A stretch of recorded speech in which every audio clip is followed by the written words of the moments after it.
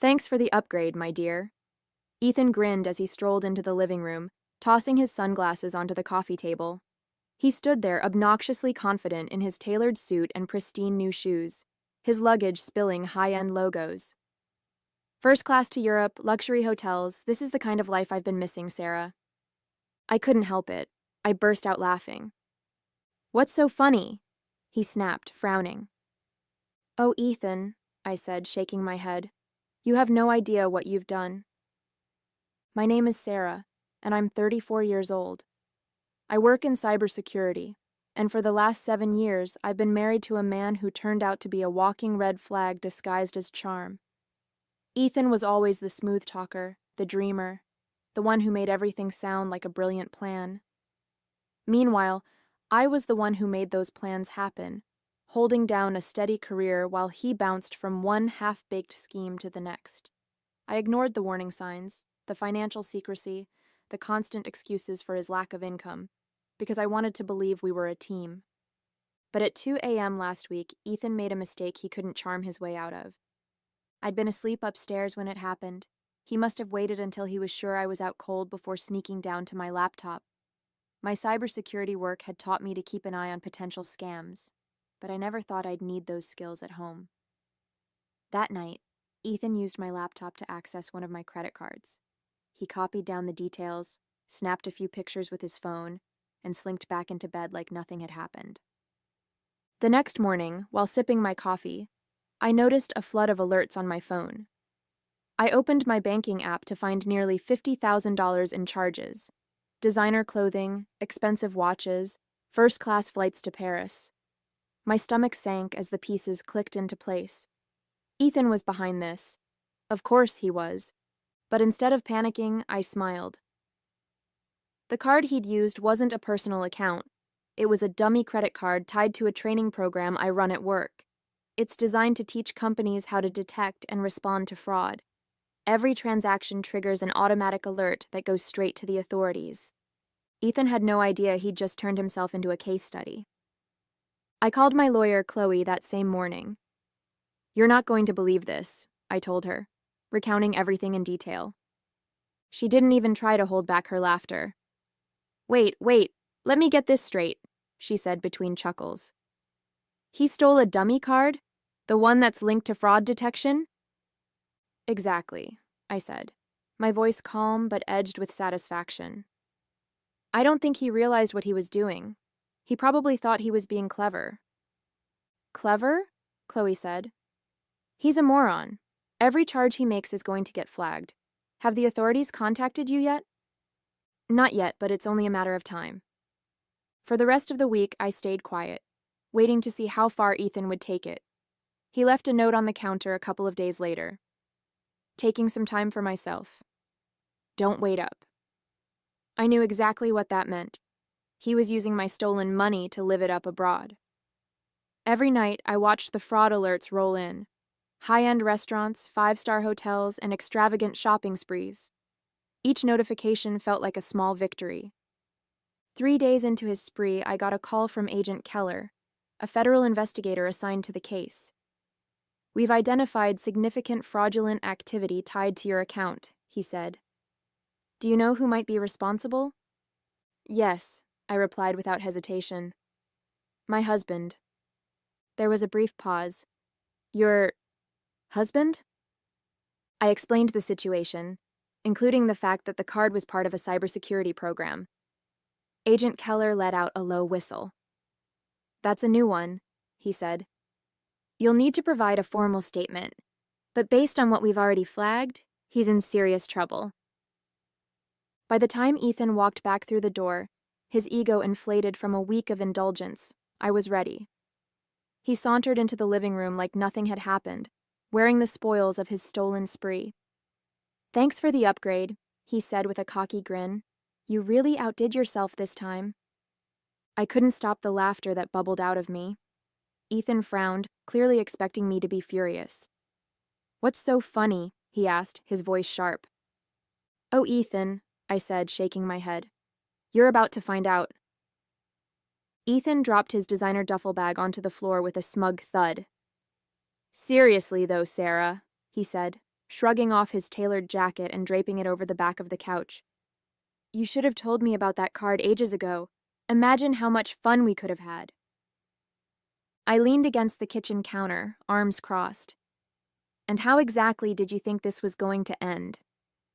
He smirked, kicking off his shoes. "You're always so uptight about money. It's not like you couldn't afford it. I figured you'd get over it once you saw how happy it made me." His sheer audacity would have been infuriating if it weren't so pathetic. I bit back a laugh, knowing that every second he spent bragging was another nail in his coffin. "So, the watches, the flights, the hotels, you thought all of that was just a gift from me?" "Not thought," he said, pointing at himself. "Knew. It's about time you loosened up." I smiled, a tight-lipped expression that told him nothing. "I'll bet." Once Ethan disappeared into the shower, humming some obnoxious tune, I picked up my phone and texted Chloe. "He's back, ready to move forward." Her reply was immediate. "Perfect. I'll alert Agent Keller." Over the past week, Chloe and Agent Keller had been preparing the case against Ethan. His every move had been tracked, every charge meticulously logged. From the designer clothing boutiques to the luxury hotels in Paris, his indulgence painted a picture of someone who thought they were untouchable. Ethan had no idea how deep he'd dug his own grave. Agent Keller had assured me that the fraud alerts from the dummy account had already triggered a full investigation. "We'll bring him in for questioning once you're ready," he'd said during our last call. "But I'd recommend letting him walk into it on his own. The more confident he is, the better." Now, as I listened to Ethan's off-key singing echo from the bathroom, I felt an almost surreal sense of calm. For years, I'd let him take advantage of my trust, my kindness, my stability. But this time, he was about to face the consequences of underestimating me. After Ethan emerged, wrapped in a plush towel and grinning like he didn't have a care in the world, he flopped onto the couch. "You should have seen Paris," he said, reaching into his bag to pull out a shiny gold watch. "The shops, the restaurants, it was like a dream." "Sounds incredible," I said, leaning against the doorway. "Tell me more." He launched into a detailed account of his week-long spree, complete with exaggerated hand gestures and unnecessary details about the champagne quality at some rooftop bar. Every word felt like an indictment, a confession he didn't even realize he was making. He had no idea I was recording the entire conversation on my phone, the file ready to be forwarded to Agent Keller. "And the best part?" Ethan said, holding up the watch to admire it. "Nobody suspected a thing. Not even you."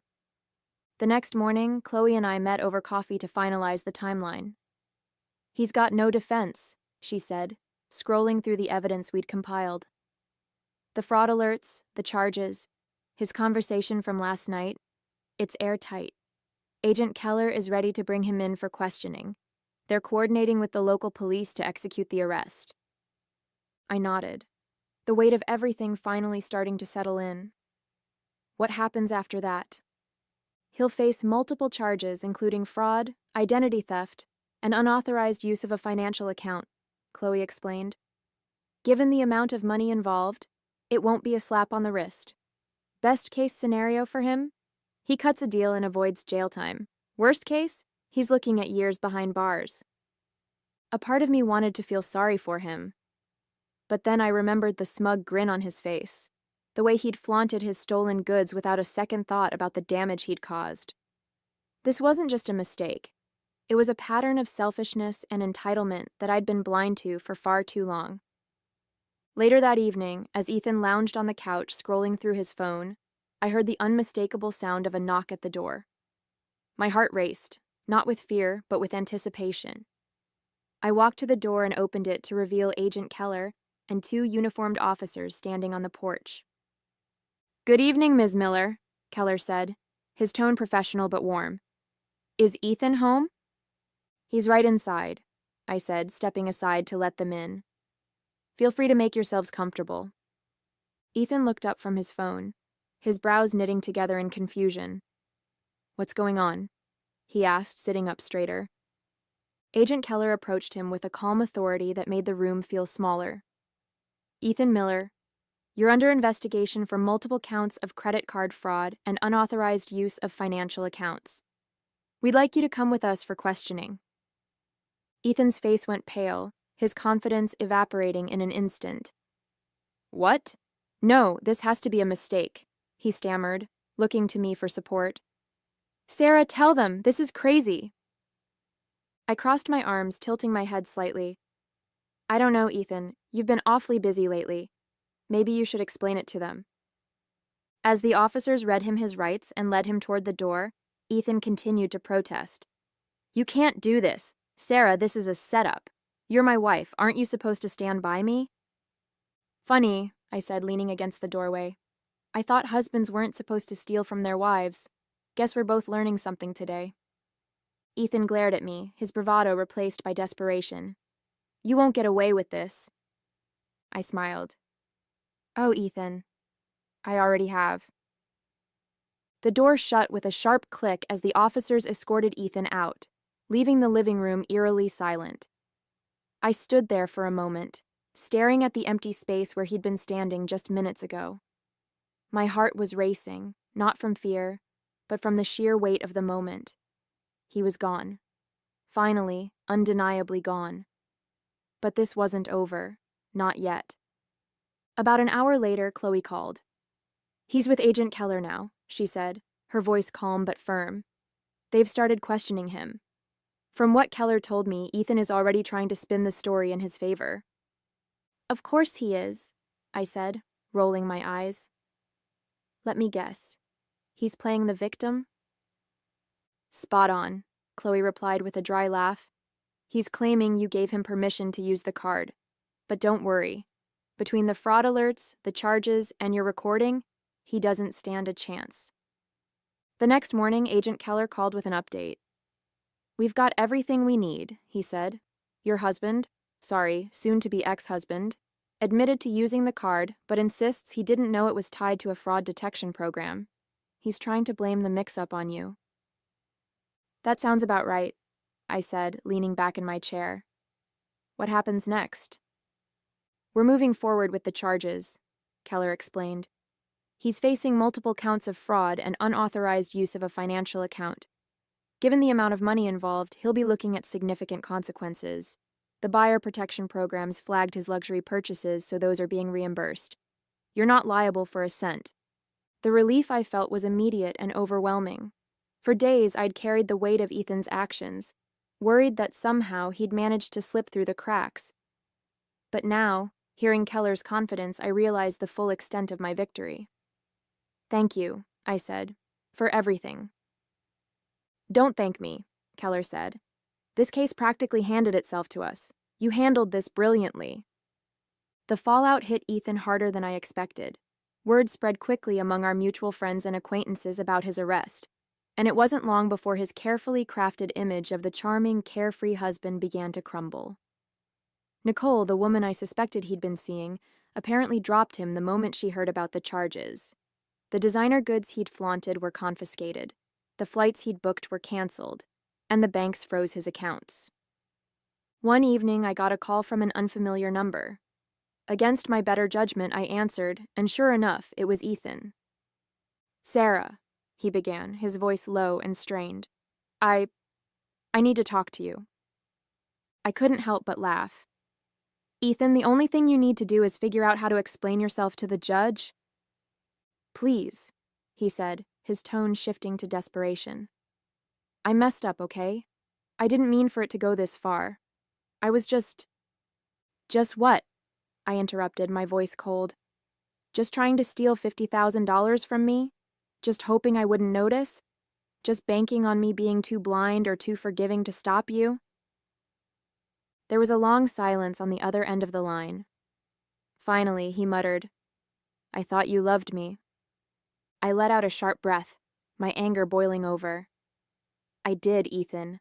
I loved the person I thought you were. But the person who stole from me, who lied to me, who thought he could get away with it, that's not someone I could ever love.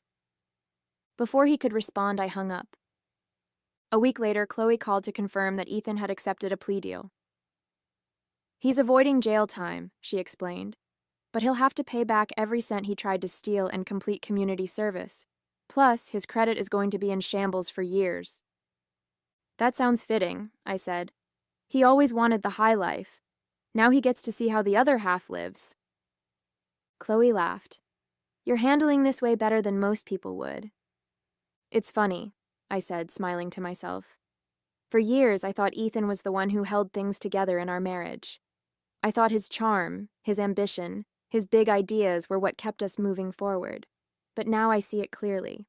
I was the one holding everything up. He was just dead weight. The day the divorce papers came through, I poured myself a glass of wine and sat on the couch, looking around the apartment that now felt wholly and completely mine. Ethan's absence wasn't a loss. It was a gift, a chance to rebuild my life without the constant shadow of his selfishness. As I sipped my wine, I thought about the moment he'd walked through the door, flaunting his stolen goods and mocking me for the supposed upgrade he'd given himself. He'd been so confident, so sure of his own brilliance, and now he was the one paying the price. For the first time in years, I felt truly free. This wasn't just the end of a marriage. It was the beginning of a life I could finally call my own. The apartment felt eerily quiet in the days after Ethan's arrest. His things were gone, what little he hadn't sold or stuffed into his designer duffel bag, but the space felt lighter, almost like the weight of his betrayal had been physically lifted. For the first time in years, I could sit in my own home without feeling his shadow looming over me. Chloe stopped by one afternoon to drop off some final paperwork. "How are you holding up?" she asked, sitting on the couch with her usual no-nonsense demeanor. "Better than I thought I would," I admitted, handing her a cup of coffee. "It's strange, but I don't even feel angry anymore, just relieved." She smiled knowingly. "That's because you've already won. You didn't just survive this, Sarah. You came out stronger." Yeah. I thought about that as we went through the documents, finalizing the details of Ethan's financial restitution. It wasn't just about the money, though knowing he'd be paying back every cent was satisfying. It was about finally reclaiming my independence. For years, I'd let Ethan dictate the terms of our relationship, thinking it was easier to keep the peace. But now, I realized that peace built on compromise and silence wasn't peace at all. The official letter of divorce arrived a week later, delivered in an unassuming envelope that felt far too small to contain something so monumental. I held it for a moment, letting the weight of it sink in, before tearing it open. My eyes scanned the lines of legal jargon until I found the words that mattered most. Finalized and irrevocable. I sat down at the kitchen table, the letter in my hands, and allowed myself a rare moment of reflection. This wasn't the life I'd imagined when I married Ethan. I'd pictured stability, partnership, and a future built on mutual trust. But now, as I looked around the home I'd rebuilt for myself, I realized I had something better. Freedom, clarity, and the knowledge that I was stronger than I'd ever given myself credit for. Lauren came over that evening with a bottle of wine and a carton of my favorite takeout. "To new beginnings," she said, raising her glass, "and to the absolute dumpster fire you just walked away from." I laughed, clinking my glass against hers. "To never settling for less than I deserve." Over the next few weeks, I started to piece together what my new life would look like. I redecorated the apartment, adding splashes of color and personal touches that felt like me. I finally took the solo vacation I'd been dreaming about for years, exploring the coast and soaking in the kind of peace that only comes from leaving everything behind for a little while. Ethan tried to reach out a few more times, through mutual acquaintances, vague apologies over email, even a laughably tone-deaf letter claiming he'd changed. But I didn't respond. There was nothing left to say. He'd made his choices, and I'd made mine. Every now and then I'd hear updates about his life through the grapevine.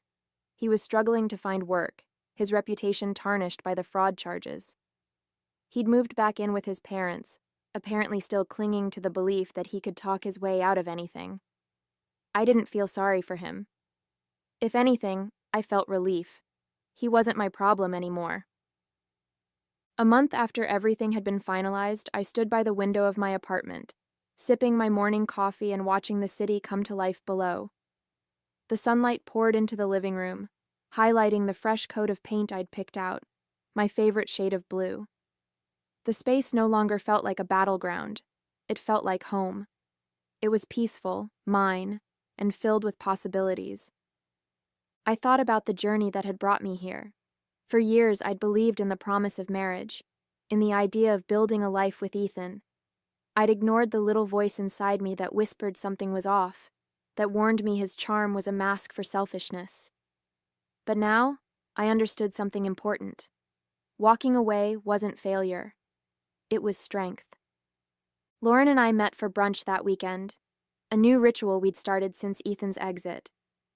Over mimosas and waffles, she asked, "So, what's next for you?" I smiled, feeling a mix of excitement and calm that had eluded me for so long.